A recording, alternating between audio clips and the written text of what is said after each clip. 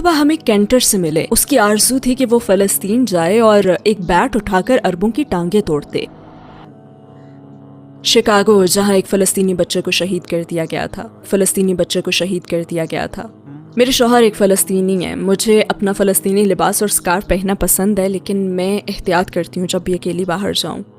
ये लोग ना नाज़ी साम्राज्य की आलमी टेक्निक इस्तेमाल कर रहे हैं।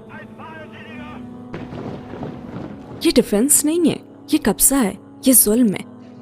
वो लोग इसराइल के लिए इंटरनेशनल सपोर्ट की बात करते हैं, ये इंटरनेशनल नहीं है, वो सिर्फ और सिर्फ अमेरिका की तरफ देखते हैं। मेरी एक फ्रेंड ने भी मुझसे कहा, ओ जब तुम मुसलमान नहीं थी तो यकीनन इसराइल की हिमायत करती होंगी। तो मैंने कहा कि नहीं, कभी भी नहीं।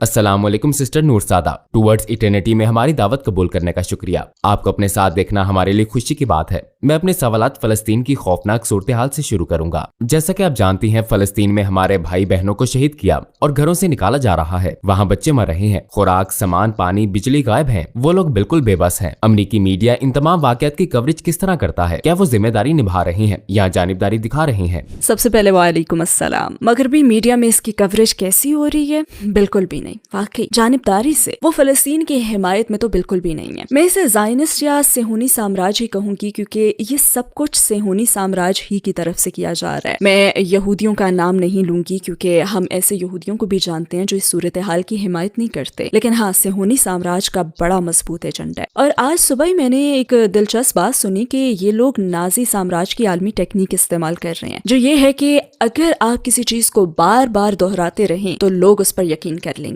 और उनके पास साउंड बाइट्स का बेहतरीन सेट है, उन्हें बस ये साउंड बाइट चलाना होता है। इसराइल को अपने डिफेंस का हक है उस जमीन पर के जहां बच्चों को कत्ल किया गया था। जाहिर है इसमें किसी बात का भी सबूत नहीं होता, लेकिन अगर आप इसे लंबा अरसा दोहराते रहें, खुसूसन आजकल के लोगों के सामने जो सोचना, समझना, स्टडी करना और रिसर्च करना ही नहीं चाहते, और वैसे भी हमें दूसरे लोगों की बात सुनने का मौका भी नहीं दिया जाता क्योंकि इन्हें मगरबी मीडिया में चुप करवा दिया जाता है। तो पहली बात यही की जाती है, जाहिर है इसराइल को अपने डिफेंस का हक है, लेकिन ये डिफेंस तो नहीं है, ये डिफेंस नहीं है, ये कब्जा है, ये जुल्म है। पता है, ये हॉलोकास्ट किया जा रहा है उन लोगों के खिलाफ जो पहले भी से भुगत चुके हैं। वाकई सोचें जरा। लिहाजा साउंड बाइट्स अपना बेपनाह असर रखते हैं, और चाहे हम यहूदियों और ईसाइयों और अपने पड़ोसियों और दोस्तों के साथ कितना ही काम कर लें, जब भी वो ये साउंड बाइट सुनते हैं ना, तो उनके जहन में फौरन आईसिस, 9/11 आता है, और वो मौजूदा सूरत हाल का मवाजना इनसे करते रहते हैं। और वो लोग इस हवाले से बहुत चालाक हैं। पूरा ही मगरबी मीडिया एक तयशुदा एजेंडे पर काम करता है। बदकिस्मती से सहाफत अब माजी की तरह नहीं रही, ये खास मंसूबे पर चलती है। और अगर आप मुख्तलिफ रिपोर्टर्स को सुने तो सब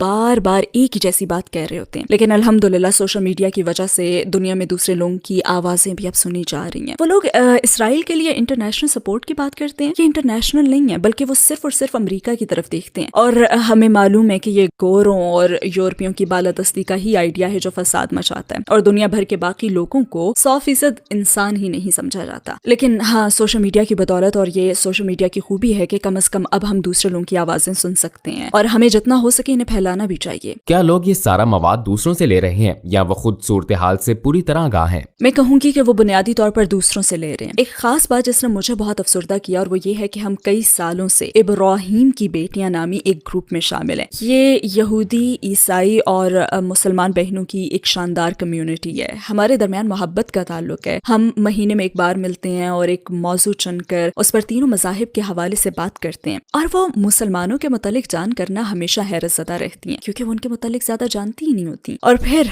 अचानक से 7 अक्टूबर आया और वो सब इसराइल की हिमायत करने लग गई कि हमें मदद और सपोर्ट करनी चाहिए। और मैं इतनी अफसरदा और तन्हा रह गई कि तुम ये बात साबित या रद्द करने के लिए हमें 1 मिनट भी देने के लिए तैयार नहीं हो, और फौरन ही उनकी बातों पर यकीन कर लेती हो। और तुम हमें जानती हो, हम पहले भी इस मौजू पर बात कर चुके हैं। लिहाजा ये बहुत मायूस कुन बात है। और आज ही रात हमारी मीटिंग है, मगर मैंने कह दिया कि मैं नहीं आऊंगी क्योंकि मुझे बहुत गुस्सा है। लेकिन कुछ मुसलमान बहनें कह रही हैं कि प्लीज प्लीज आपको आना होगा। चूंकि मेरे शौहर एक फलस्तीनी है, लिहाजा मैं इस रिश्ते से फलस्तीनी हूँ। और मेरी सास, अल्लाह उन पर रहम करे, अक्सर कहा करती थी, ये पैदाइशी फलस्तीनी है, हम सब फलस्तीनी हैं। मैं उनके मकसद में उनके साथ हूँ। मेरी एक फ्रेंड ने भी मुझसे कहा, ओ जब तुम मुसलमान नहीं थी तो यकीनन इसराइल की हिमायत करती होंगी। तो मैंने कहा नहीं, कभी भी नहीं। मुसलमान होने से पहले भी मैंने सेहूनी एजेंडे की हिमायत नहीं की। मैं उसे जुल्म और नाइंसाफी ही समझती थी, और इस साम्राज्य के लिए अमरीकी हिमायत को मैं कभी नहीं समझ सकी। کیا 7 اکتوبر کے بعد آپ کو اپنی زندگی میں نفرت انگیز باتیں یا کمنٹس مل رہے ہیں؟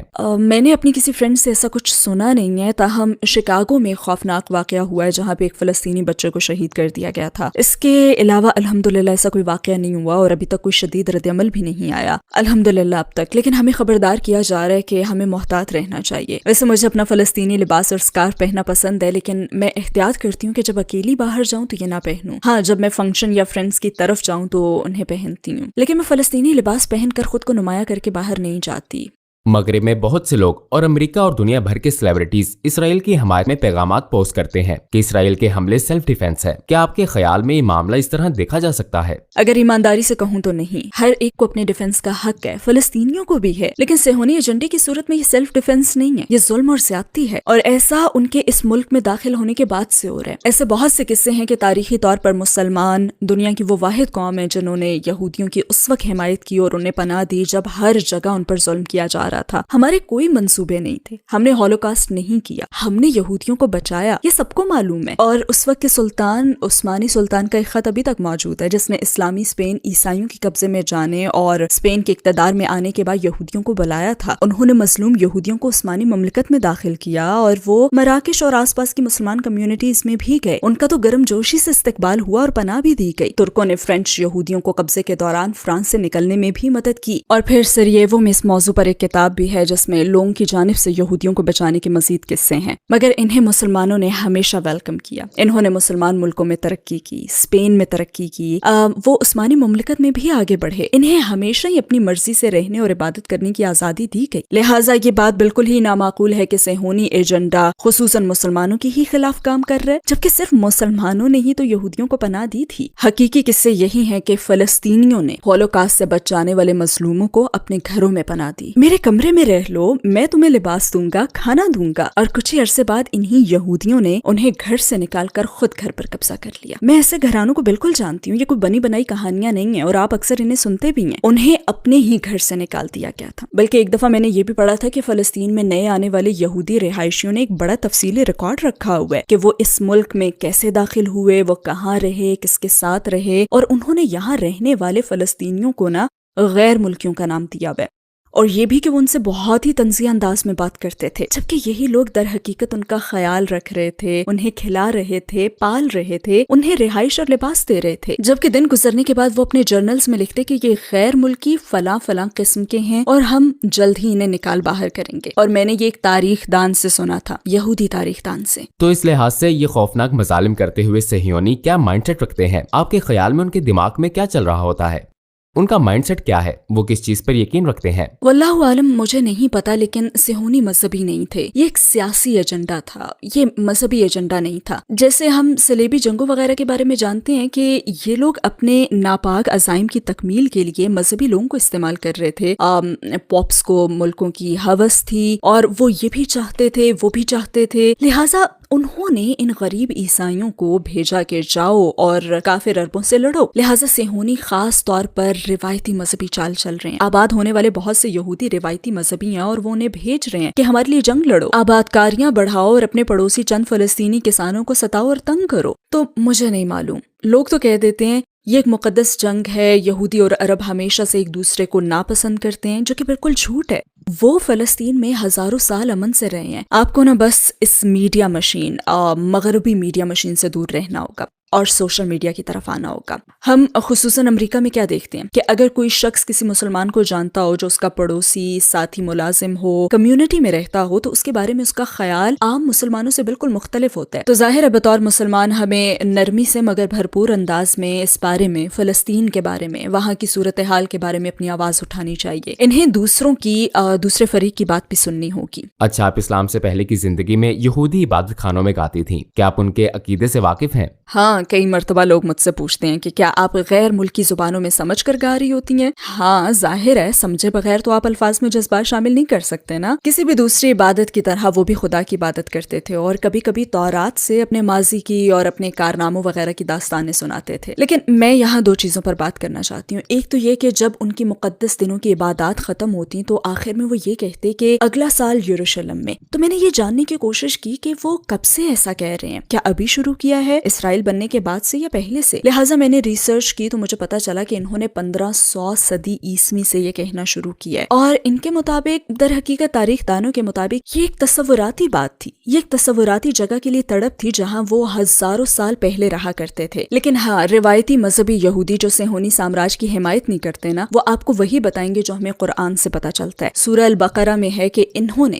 اللہ کے ساتھ کیا ہوا معاہدہ توڑ ڈالا۔ یہ اللہ کے چنے ہوئے لوگ تھے، لیکن انہوں نے نافرمانیاں کر کے اور اپنے منمانے دین پر عمل کر کے اللہ کے ساتھ کیا ہوا معاہدہ توڑ دیا۔ لہٰذا جب حضرت موسیٰ علیہ السلام نے انہیں فرعون سے آزادی دلوائی تو انہیں واپس آنے کی اجازت نہیں ملی۔ وہ کئی سالوں تک صحرا میں، غالباً اردن میں بھٹکتے رہے۔ لہٰذا اس وقت کے لوگوں کو فلسطین میں کبھی داخل نہیں ہونے دیا گیا، اور وہ نہیں ہو سکے کیونکہ انہوں نے تو اللہ کے پسندیدہ بندے ہونے کا حق کھو دیا نا۔ لہٰذا زیادہ روایتی مذہبی یہودی یہی کہیں گے کہ ہمیں یہاں رہنے کا کوئی حق نہیں ہے، ہم یہاں نہیں رہ سکتے، اور ہمیں یہاں ہونا ہی نہیں چاہیے کیونکہ ہم نے اپنا معاہدہ توڑ دیا تھا۔ وہ یہ بات تسلیم کرتے ہیں کہ انہوں نے معاہدہ توڑا تھا، اور یہ وہی لوگ ہیں جو ہمارے کچھ مسلم کنونشنز میں بھی آتے ہیں اور فلسطین کی حمایت کرتے ہیں۔ ان کی عورتیں بھی فلسطینی اسکارف پہنتی ہیں اور وہ یہ یقین دلاتی ہیں کہ ہم آپ کے ساتھ ہیں، وہ جگہ ہمارے لیے نہیں ہے۔ اور اسرائیل میں اب اس مقصد کے لیے جو کچھ ہو رہا ہے وہ تو خوفناک ہے، ظلم ہے، بالکل غلط اور مذہب کی تعلیمات کے بالکل خلاف ہے۔ ایک مرتبہ ہمیں کینٹر سے ملے، ان کا کینٹر مذہبی ہوتا ہے، وہ میوزک کا سربراہ ہوتا ہے۔ ہم ان کے مقدس دنوں میں کافی میوزک سنتے تھے، بہت زیادہ میوزک۔ ایک دفعہ ہم ناشتے کے لیے گئے تو اس نے سور کا گوشت آرڈر کیا اور ہم وہاں بیٹھ گئے۔ وہ ہمیں کہانیاں سنانے لگا کہ اس کی آرزو ہے کہ وہ فلسطین جائے اور ایک بیٹ اٹھا کر نا اربوں کی ٹانگیں توڑ دے۔ یہ ایک مذہبی لیڈر تھا اور یہ اس کے اپنے الفاظ ہیں۔ بطور مسلمان مجھے فلسطین میں ظلم و ستم روکنے کے لیے کیا کرنا چاہیے؟ اپنی انفرادی حیثیت میں ہمارا کیا کردار اور ذمہ داری ہے؟ تو ہم اس کے خلاف اٹھ سکتے ہیں، ہم اپنا دفاع کرنے والے مسلمانوں کی حمایت کر سکتے ہیں،